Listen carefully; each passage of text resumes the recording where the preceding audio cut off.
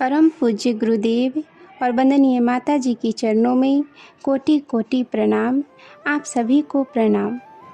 सच्ची घटना पर आधारित अद्भुत, आश्चर्यजनक किंतु सत्य की पुस्तक से आज हम सभी सुनेंगे काल के गाल से निकाला महाकाल ने। राम महेश मिश्र बताते हैं कि 9 साल पहले की बात है। तब मैं लखनऊ में कार्यरत था। उत्तर प्रदेश के कृषि शिक्षा एवं अनुसंधान विभाग में मासिक पत्रिका अखंड ज्योति के वैज्ञानिकता से भरे अध्यात्म परक आलेखों पर से मेरी दृष्टि बदल चुकी थी। युग निर्माण योजना के क्रांतिकारी विचार मेरे मानस पटल पर अंकित हो चुके थे। रविवार के साप्ताहिक अवकाश तथा अन्य सभी छोटी बड़ी छुट्टियों में सुबह 7 बजे से रात के 10 बजे तक मिशन के काम में डूबा रहता था। उन दिनों मिशन के विभिन्न कार्यक्रमों में ग्राम स्वावलंबन पर विशेष ध्यान दिया जा रहा था। सभी परिजनों ने मिलकर एक विशेष इकाई गौ ग्राम उत्कर्ष संस्थान की स्थापना की थी। इसी इकाई के तत्वावधान में सीतापुर के परिजनों ने ग्राम स्वावलंबन विषय पर एक संगोष्ठी का आयोजन किया था। गोष्ठी का समय सुबह 10 बजे से 12 बजे तक का था। उसी दिन शाम के 4 बजे लखनऊ में कारगिल में शहीद हुए नौजवान लेफ्टिनेंट हरि सिंह बिष्ट का श्रद्धांजलि समारोह आयोजित था। इस समारोह में तत्कालीन गवर्नर महामहिम विष्णुकांत शास्त्री आमंत्रित थे, जिसमें मुझे मुख्य कार्यकर्ता के दायित्व का निर्वहन करना था। सीतापुर जनपद लखनऊ से 60-70 किलोमीटर दूर दिल्ली राजमार्ग पर स्थित है। रास्ता लगभग 2 घंटे का है। सीतापुर जाने के लिए मरियाव थाने के पास से टाटा सुमो और बसें मिल जाती है। मैंने सोचा कि भीलयाव थाने तक अपने स्कूटर से जाकर उसे पास के मेडिकल स्टोर पर खड़ा करके टाटा सुमो से सीतापुर जाया जाए, ताकि वापसी में मरियाव थाने से श्रद्धांजलि समारोह स्थल तक समय पर पहुंचा जा सके। मैं सुबह सवेरे संस्थान के नैष्ठिक कार्यकर्ता डॉक्टर राम किशोर गुप्ता को साथ लेकर घर से सीतापुर के लिए निकल चला। स्कूटर से मरियाव थाने पहुंचा। वहां पहुंचकर मैंने देखा कि एक टाटा सुमो जाने के लिए तैयार खड़ी है और उसकी आगे की 2 सीटें खाली हैं। मैंने गुप्ता जी से कहा, दौड़कर दोनों खाली सीटें कवर कर लीजिए।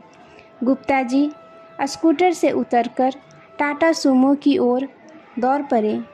मैं स्कूटर पार्क करने के लिए मेडिकल स्टोर के पास पहुंचा तो देखा कि मेडिकल स्टोर बंद है।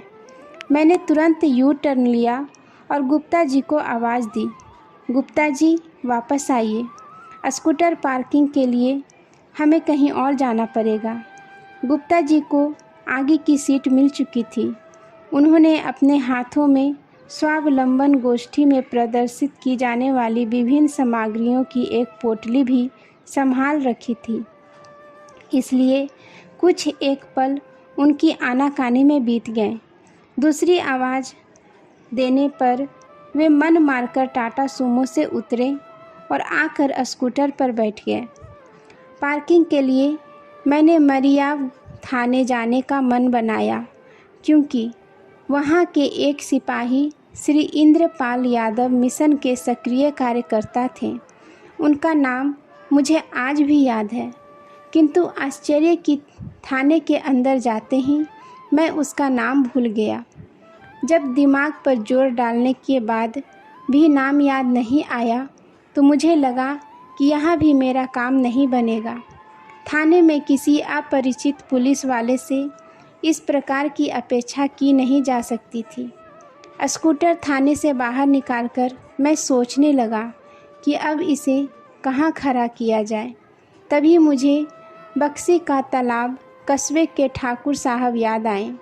8-10 किलोमीटर आगे की ही बात थी।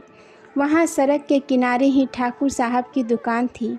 यह विचार इसलिए भी जच गया कि ठाकुर साहब मेरे पुराने परिचित थे और व्यवस्थाओं के कारण उनसे मिले हुए एक अरसा गुजर चुका था।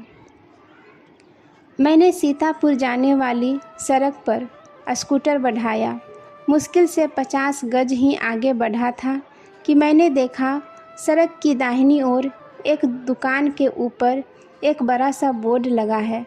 उस पर लिखा है तिवारी फ़ोटो स्टूडियो। मैंने हंसी हंसी में गुप्ता जी से कहा, सामने तिवारी जी की दुकान है, क्यों ना ब्राह्मणवाद का कुछ लाभ उठा लूँ। गुप्ता जी ने ठहाका लगाकर सहमति जताई। मैंने स्टूडियो के आगे स्कूटर खड़ा किया और काउंटर के पीछे बैठे युवक से कहा, तिवारी जी नमस्कार, मैं राम महेश मिश्र हूँ, गायत्री परिवार से जुड़ा हुआ हूँ। मुझे सीतापुर जाना है, क्या मैं वापस आने तक अपना स्कूटर यहाँ खड़ा कर सकता हूँ। युवक ने आदर भाव से हाथ जोड़कर मुझसे कहा, आप ही श्री राम महेश मिश्र जी हैं। मेरे मामा जी आपकी बहुत चर्चा करते हैं। मैंने पूछा, क्या नाम है आपके मामा जी का। उसने कहा, श्री राम गोपाल भाजपेयी, ये सीतापुर में रहते हैं। मैं सुखद आश्चर्य से बोल पड़ा, अरे मैं तो उन्हीं के यहाँ जा रहा हूँ, उन्होंने ही तो गोष्ठी का आयोजन किया है। इतना सुनते ही वह युवक आव भगत की मुद्रा में आ गया। मैं बड़ी मुश्किल से उसके चाय नाश्ते के आग्रह को टालने में सफल हो सका। स्कूटर खड़ा करने की चिंता से मुक्त होकर हम दोनों पैदल ही वापस टैक्सी स्टैंड की ओर बढ़ चले। वहां पहुंचकर हमने देखा कि जिसमें गुप्ता जी पहले बैठे थे वह टाटा सूमो जा चुकी थी। दूसरी टाटा सूमो आधी खाली थी। बीच वाली सीट पर हम दोनों आराम से बैठ गए। सवारियों से पूरी तरह लद जाने के बाद टाटा सूमो सीतापुर के लिए रवाना हुई। सफ़र शुरू होने के कोई 20 मिनट बाद की बात है। गाड़ी बक्सी का तालाब को पीछे छोड़ती हुई इजोटा बाज़ार की ओर से गुजर चुकी थी। अचानक हमारी टाटा सूमो की रफ्तार धीमी हो गई। हमने गर्दन उचका कर देखा। आगे एक टाटा सूमो छत बिछत हुई पड़ी थी। उसके ऊपर शीशम का एक विशाल दरख्त गिर पड़ा था। हमारी गाड़ी दुर्घटना स्थल के पास आकर रुक गई। हमने खिड़की से सिर निकालकर सड़क पर खड़े एक व्यक्ति से पूछा, क्या यह एक्सीडेंट रात में हुआ है। उनका उत्तर था, नहीं, थोड़ी देर पहले।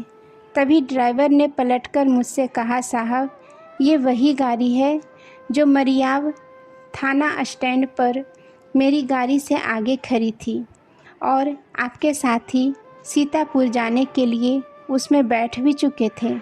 यह सुनकर हम दोनों सन्न रह गए। नीचे उतर कर देखा, सामने 6 लाशें पड़ी हुई थी। बाकी लोगों को अस्पताल ले जाया चुका था। बाद में पता चला कि उस टाटा सूमो की एक भी सवारी जिंदा नहीं बची थी। तब हमने समझा कि मेडिकल स्टोर का बंद होना, थाने जाकर सिपाही का नाम भूल जाना और थोड़ी देर बाद ही तिवारी फ़ोटो स्टूडियो के मालिक से घनिष्ठ परिचय हो जाना संयोग मात्र नहीं था। यह व्यवस्था महाकाल के अवतार द्वारा हम दोनों गायत्री परिजनों को मौत के मुंह से निकाल लेने के लिए ही बनाई गई थी। आप सभी को धन्यवाद। जय गुरुदेव।